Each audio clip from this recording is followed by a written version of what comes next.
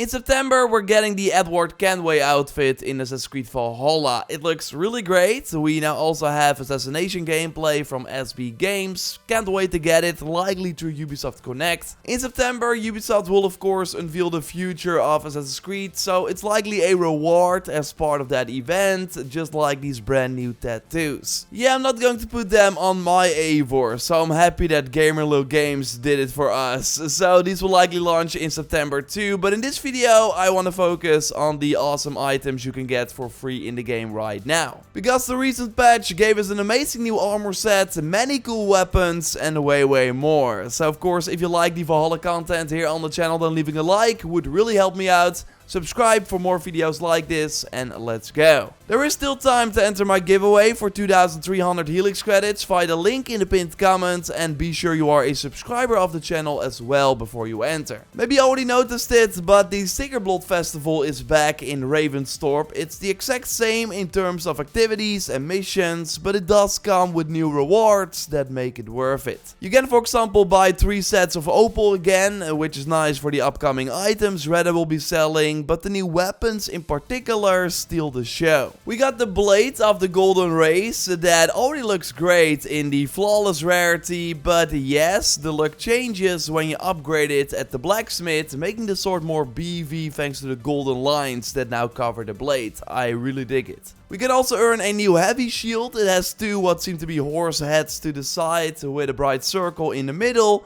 And yes, upgrading this one will also add these stripes of light, making both weapons shine in the dark as well, which makes them even cooler. So I really dig them. They also kind of remind me of the 2 items we got from the Final Fantasy event in Origins in a way. And they're pretty good too. After an ability you deal crits for 6 full seconds with the sword, and after that there's a 10-second cooldown. So use the Venge of Thor and watch the crits come in. Although crits on their own are not really that great, but if you put the ignite your weapon after a critical hit on the weapon, you basically always put your weapon on fire every time you do the Venge of Thor and hit an enemy, which is a pretty nice combo. The shield gives you extra adrenaline on a crit, so it kind of works well together, although the extra adrenaline is not really that noticeable. And if you want to get these weapons as soon as possible, then the best way to do it is put the game on story difficulty and then just run through the arena challenges. The first time you do them, you get 90 tokens,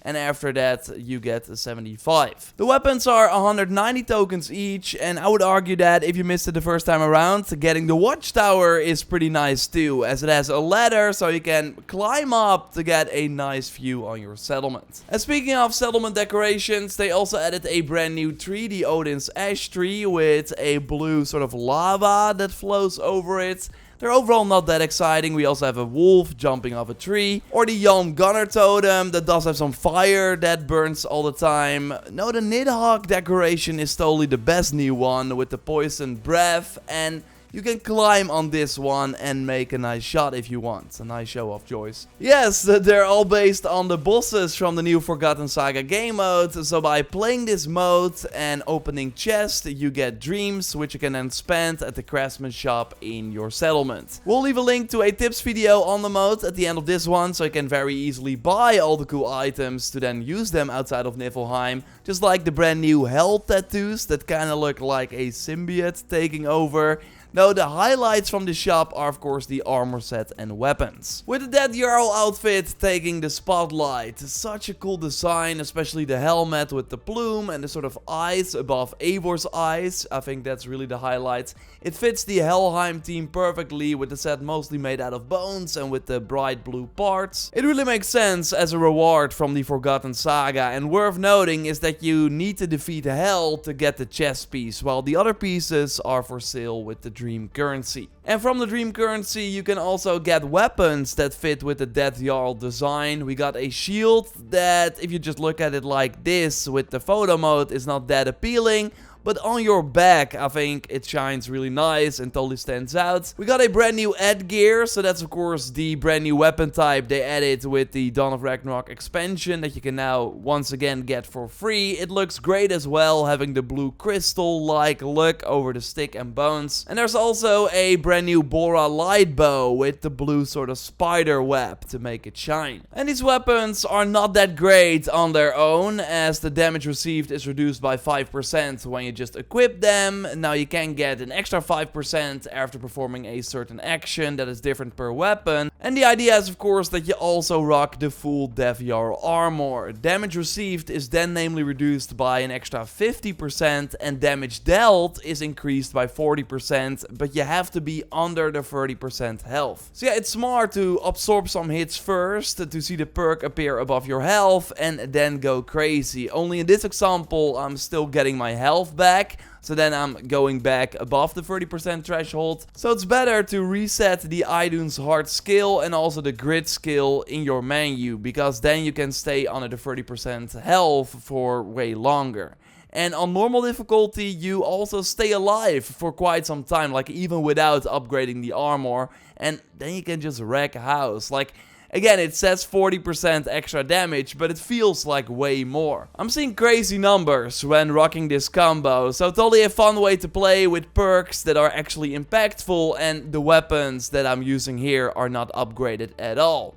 Now there's also a brand new sword, but more on that in a moment. Because first I want to go over all the items you can get in that Forgotten Saga store. We namely also find a new mount, a flaming wolf, which is quite nice, of course, just a reskin of the wolf mounts we've seen countless of times, but I think this is totally one of my favorite iterations. And worth noting is that the wolf is 95 dreams instead of the 50 that is needed for each armor piece and each weapon. And there's also a new bird skin for 70 dreams. And I think this one is just decent. It's of course the design that is used inside the DLC. And well, maybe you spotted it already in the exclusive offer section of the Helix store. There's a special Forgotten Saga bundle that comes with a brand new mount, a frozen boar. I like the one from Dawn of Ragnarok way more. It's of course based on that. And you also get a brand new sword that has an amazing design. Not only the kind of dragon handle, but also how the blade fits together is very well done. And it's also really good, as you deal 5% more damage for 15 seconds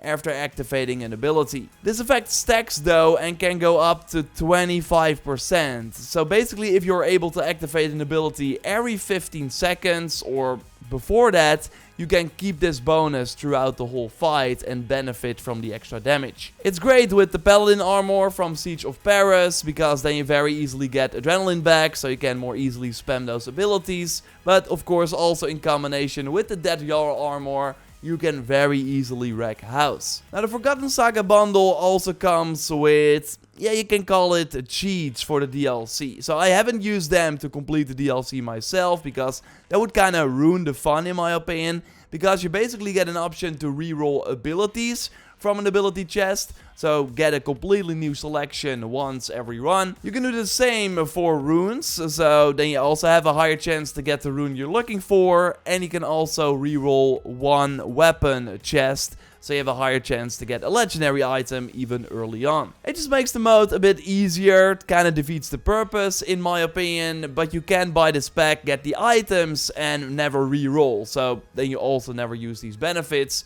There is another boost though for the dream currency, which basically gives you 25% more from a chest, so you can get the items in England a bit faster. And to be transparent here, we got the Helix credits from Ubisoft to highlight the Forgotten Saga pack, and then we can also highlight it on multiple accounts, like Joyce also worked on this video. The giveaway is something I always pay for myself though, and again, you can participate via the link in the pinned comment. Subscribe for more Valhalla content, a like on the video would really help me out, and of course at the end of a Valhalla video we want to look at awesome pictures you can send us via the JorRaptor hashtag on Twitter or via the pictures channel on our Discord. You can also find a link to the Discord in the pinned comment. Okay Joyce, come in. You selected 3 awesome shots from the community, so let's go over them. Yes, first up is Gambit Pog over on Twitter, who got the full Death Jarl set and took it to Svartalfheim, but what's up with Aver's skin tone? I mean, they look green, but like how? How does it happen?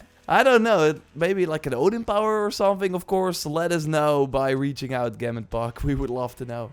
Yeah. Next is Eye of Fate, where instead of trying to beat Hjálmgunnar in the Forgotten Saga, Eivor is showing off their weaponry while standing next to them. I mean, what is this twist of fate all of a sudden? I love it though. And my favorite of the three, yeah, it was a hard choice since so many of you took pictures with the Dragon Boss. Thank you so much for that. But Amaya Nocturna showed off definitely with the poison blast of Nidhogg shooting down on the battlefield. I love the angle here and how huge the dragon actually is. Yeah, it's really wild, and it's totally one of my favorite bosses in the franchise. It's like, it's amazing. So, of course, good luck in the Forgotten Saga if you're trying to get all the items we covered here. A like on the video would really help us out.